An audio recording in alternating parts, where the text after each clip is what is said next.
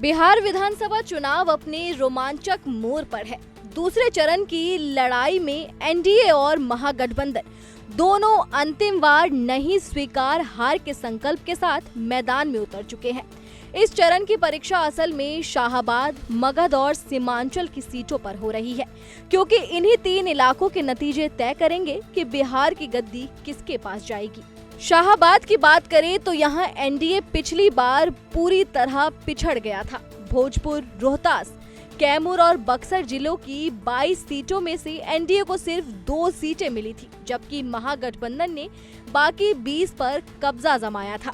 इस बार शाहाबाद की धरती पर भाजपा और जेडीयू जंगल राज बनाम विकास के एजेंडे के साथ मतदाताओं से सीधा संवाद कर रहे हैं, जबकि महागठबंधन पुराने वोट बैंक पर भरोसा कायम रखने में जुटा है।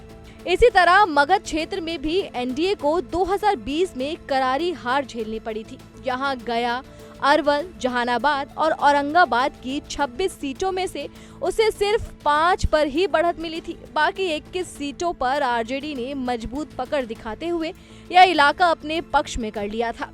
इस बार मगध में एनडीए विकास और रोजगार की बात कर रही है, वहीं महागठबंधन सामाजिक न्याय और महंगाई जैसे मुद्दों को जोर शोर से उठा रहा है। जातीय समीकरण और युवा मतदाता यहाँ निर्णायक कड़ी साबित हो सकते हैं। अब नजर सीमांचल पर है, जहां हमेशा से वोट समीकरण जटिल रहे हैं।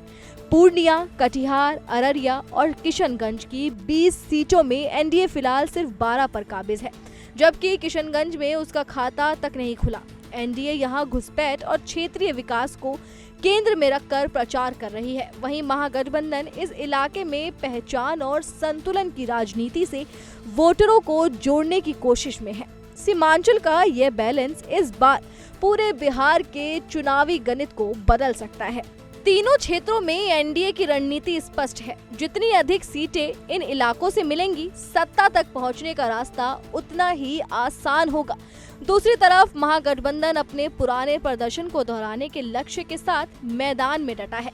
कुल मिलाकर बिहार चुनाव के इस चरण में संघर्ष सिर्फ सीटों का नहीं, बल्कि सत्ता के भावनात्मक और राजनीतिक नैरेटिव का भी है।